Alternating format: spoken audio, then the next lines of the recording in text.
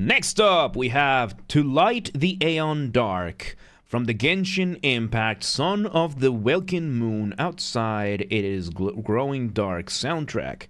Once again, everybody, this is a Basterd's LFA, a layman-friendly analysis. I'm a professionally trained musician and composer, and my objective here is to explain things in a way so that you don't have to be one to understand what is happening here musically. So, if you like the sound of that, make sure you're following the channel, subscribe to the channel, whatever term you want to use. Like the video, share the video, leave a comment, turn on notifications, become a member. Once again, everybody, I want members get early access, artists, whoever it is, I want to collaborate with you. I want to provide you with any of my musical skills, guitars, Mongolian throat singing, good old kind of thing, or whatever it is. I have a whole spiel for that at the end of the video, so stick around for that. Disclaimers showing on your screen right now, so go ahead and pause the video if you want to read them in full. Otherwise, let's go ahead and check this. To Light the Aeon Dark. Let's go.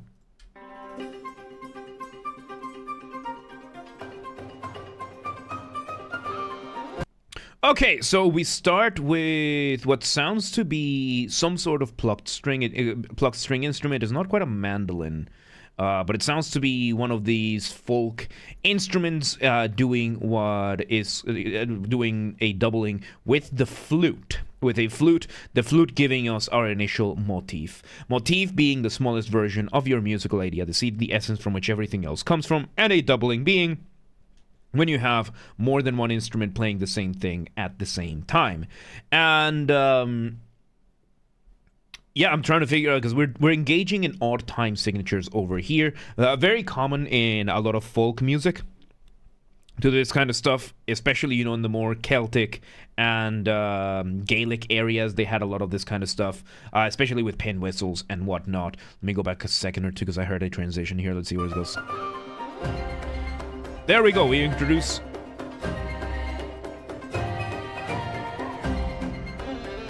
Okay, so we bring in a bigger ensemble, bring some percussion with what sounds to be maybe like some extra strings, like a violin, cellos kind of thing. We bring in a few women singing, giving us what sounds to be some either downbeats or accents. So, a downbeat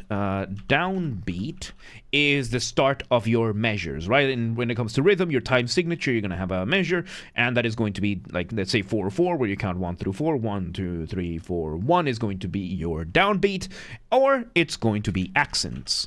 Accents in music is not to be able to tell whether or not somebody's from Germany or Austria.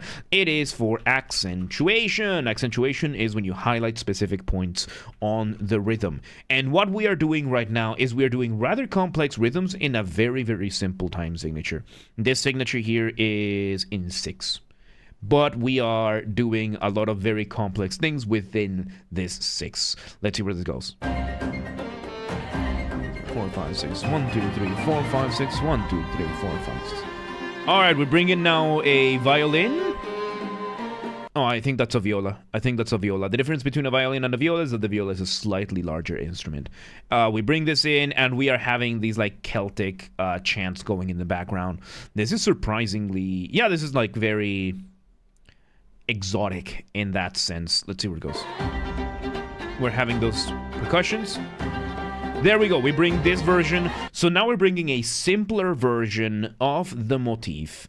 The initial motif was doing a bunch of arpeggios. So arpeggio being when you play a chord one note at a time. So here we have, let's say, C major, and here's the arpeggio, that kind of thing.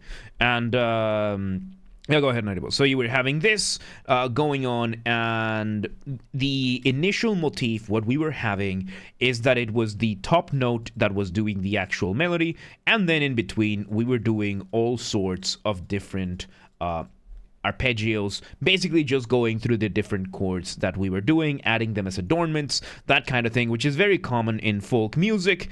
And now we are just having the violin, or this viola, I think it's a viola, playing the actual top part of the motif, the melodic part of the motif, while we are still doing these very nice exotic syncopated rhythms. Syncopation, of course, syncopation being when you play something offbeat, and it's going against the expected metronome, basically. So let's see where this goes. No, I have not.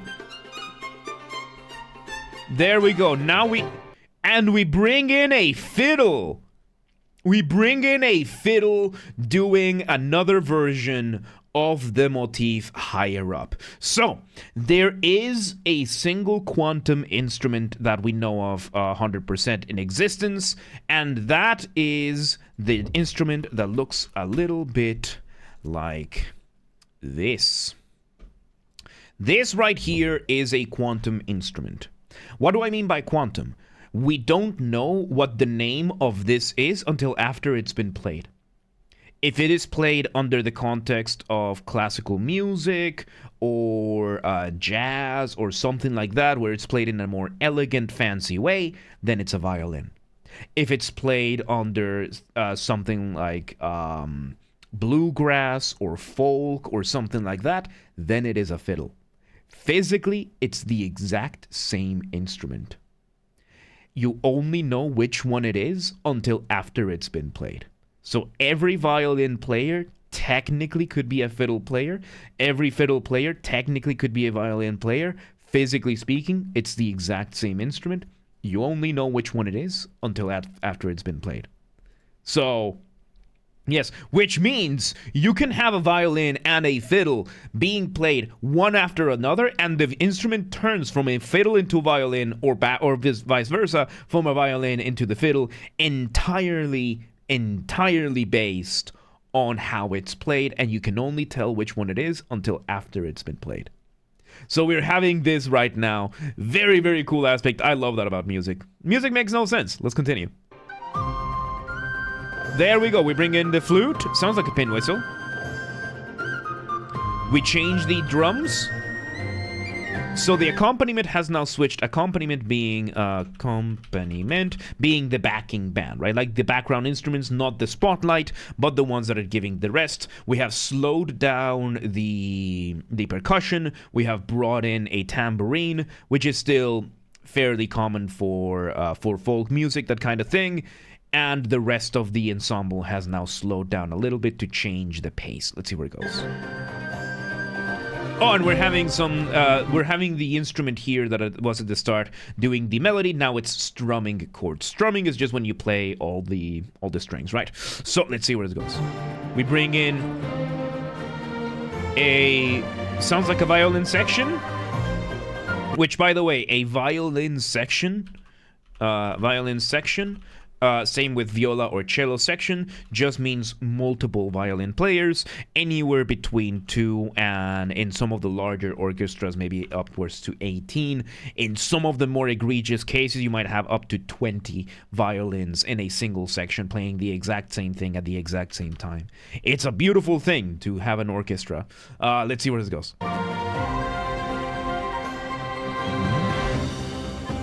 All right, we bring in bagpipes. We now have bagpipes playing a variation of the motif, and we're having adornments from the pin whistle at the top. Now we switch over. So what we're doing right now is we are engaging in instrumentation or orchestration. So instrumentation / orchestration. We are basically just cycling the melody through different instruments, or different, in this case, a singer as well. We are just cycling the melodies through and seeing just how they sound on the different instruments. Really, really cool how the texture just changes. And we're having a solo vocalist. Let's see where it goes. Very much engaging in that folk sound. Now it's being doubled. Solo vocalist with these violins. Oh, beautiful. We bring some of the rest of the orchestra. Ooh, we bring in the brass instrument. It sounds like we brought in the French horns, maybe the trombones as well. So a French horn being, of course, this really beautiful instrument over here. Quite the unique one. And then the trombone, of course, being this one over here. These two in conjunction when you play when you play chords with a combination of trombones and French horns, you get insanely epic sounds like this one. Let's see where this goes.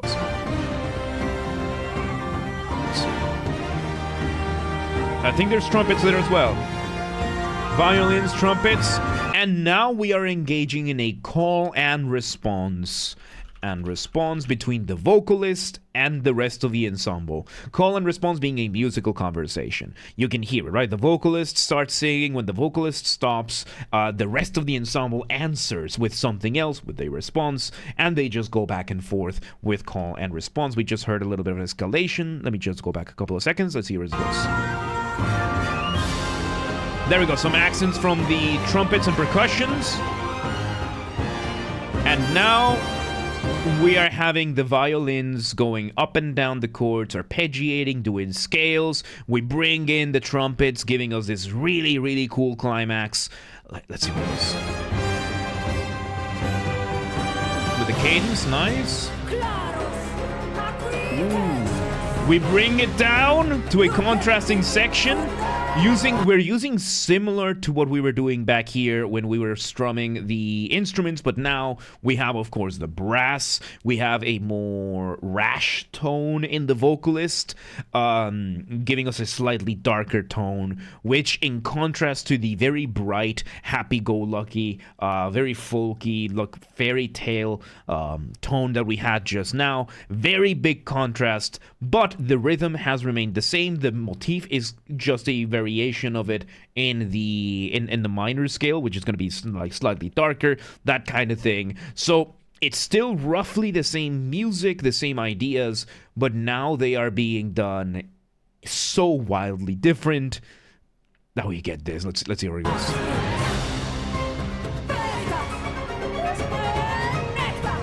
Ooh, and she's engaging in a little bit of Sprechstimme.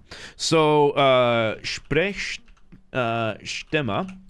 Sprechstimme is a term coined by Arnold Schoenberg, which I don't like his music at all, but his music brought so many things. It brought so many discoveries, and Sprechstimme being one of those. Sprechstimme would roughly translate to sing, speak, which basically you're not fully singing, you're not fully speaking, because when you are speaking, you can hear that the voice has a certain amount of like non-pitchness to it, even though like you have pitch, the notes that you're hitting are not entirely there with the notes you would hear in an instrument, and when you are singing, you are having...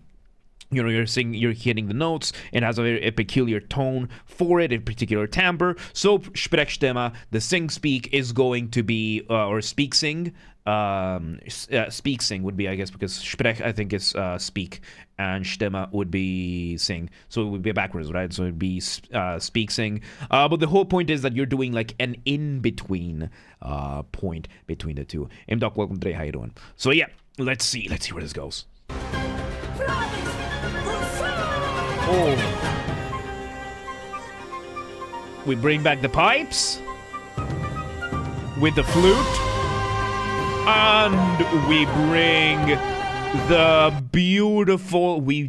the French horns to what they do best, and the thing that the French horns excel at the most is leapwise motion. So in music, you can have stepwise motion, which is just, let's say in the keyboard right now, if I play the note C, you can see over here. Stepwise motion would be to go to the next note after it, right? So it could be stepwise motion over here, or here, or down here, or down here. That is stepwise motion. However, leapwise motion is when you do larger leaps between notes, so it could be something like this. In this case, the French horns are doing this really, really cool, perfect fifth leap, which is very much, and I hit the note too hard there, which this motion over here, this kind of melody, is very much a militaristic kind of thing. It's like a call to battle kind of thing. Well, welcome today. How you doing? So yes, we're having that being done by the French horns, while the vocalist is now giving us the high notes, going for the absolute climax. We're having the strings, the entire orchestra just synergizing next to it. Let's just see where this goes. So yes, we are having the strings, the violins, and the brass now doubling this really, really cool leap melody while the vocalist is doing her thing. And the percussion, of course, still doing this like epic beat. Let's see where it goes. There's the flute, absolute climax. We're bringing back as many of the instruments as we have. Variations. Ooh. Accents there. Very beautiful. And we're in outer territory, bringing down everything. Ooh. Variations of it. Now we're in the final moments. Just letting the piece come to an end. And as you could hear, the very glorious ending, very bombastic, ending almost in the high note. I got goosebumps out of that. That was incredible. And there you go. That was awesome, dude. I am convinced that Hoyo is just a front company to make incredible music. Like the whole gacha video games thing that they got was entirely 100% just made so that they could make money, so that they could give it to their musician friends and make incredible music. That is my conspiracy theory. So there you go. That was To Light the Aeon Dark from the Genshin Impact Song of the Welkin Moon Outside It Is Growing Dark soundtrack. Once again, everybody, this has been a Basterd's LFA, a layman-friendly analysis. I'm a professionally trained musician and composer, and my objective here has been to explain things in a way so that you don't have to be one to understand what's happened here musically. So if you're watching this on the YouTube video archive thing, thank you for watching. Make sure you're following the channel, subscribe to the channel, whatever term you want to use. Like the video, share the video, leave a comment, turn on notifications, become a member. Once again, everybody, if we somehow hit 10,000 subscribers on YouTube before Christmas of 2025, which is a real plausible possibility right now, it blows my mind. Thank you once again, everybody, for being here. If we somehow hit that, I will take a single fan fiction of the choice of the community, and I will fully produce, record, and voice act an audiobook for it. We also have a member who offered to do a Discord Nitro giveaway. We might do more giveaways, that kind of stuff. If you want to contribute to the hype, or if you have any other ideas for me, just let me know. We'll make as much of it happen as possible. This has to be achieved through legitimate and honest means only. No account duping, no botting, no buying followers, no alt account, no rat behaviors like that. Go share the streams, the videos with your friends, with your families, with your family's friends, with your friends' families. Those are two very distinct concepts, by the way. Go share them with your online and offline communities, with everybody, right? Use the hype function on YouTube. I don't fully know how it works, but we have a group on the Discord that does, so go check it down below. Link the Discord down there. That was almost coherent speech. Artists! I want to collaborate with any and every artist, so if you're an artist on YouTube and you would like any of my musical skills, whether it is guitars, Mongolian throat singing, you know, the good old ooh kind of thing, or voice acting, singing, figuring out anything with conversations, anything like that, reach out, let me know. We'll make as much of it work out as we can. And if you're in the audience and you know any musicians that could benefit from that, let them know. Please do not harass anyone, do not spam anyone, don't be a rat about it, be cool. Members get early access to the content. I schedule the videos for the week on Saturdays, and if you're a paid member on YouTube, you get access to the videos when I schedule them, regardless of the tier that you are in. So become a member today. If you want to listen to this without me interrupting every 3.5 seconds, I will be linking it in the description down below. If you want to request a song and you're not on the live stream, check the pinned comment. It has the instructions on what to do. And if you want to catch the streams when they happen live, we aim for Monday through Friday, 6 p.m. Central European Time. If you are not in Europe, do not worry. We have the full up-to-date streaming schedule showing in your local time zone in both Discord and Twitch. So if you live in Fumi-Prekprea and you're like, yeah, but what time is 6 p.m. in Hungary? I don't live there. Don't worry, just go to the Discord or the Twitch, both linked down below, and they show the schedule in your local time zone. And follow the gaming channel. I have a gaming channel because of course I have the gaming channel. I'm on YouTube. What else could I possibly have? Games are Basterd. That's where I put the gaming after show recordings when they happen. They get recorded on the live stream, and then the after shows get put there. Link down below, or just search on YouTube, same username as James R. Basterd. Just swap the J for a G, and you got it. And yeah, there you go. To Light the Aeon Dark. What a fantastic piece that was, dude. That was insane. Really, really good stuff. Genshin Impact is insane, dude. Good stuff, good stuff. But yeah, let's move on.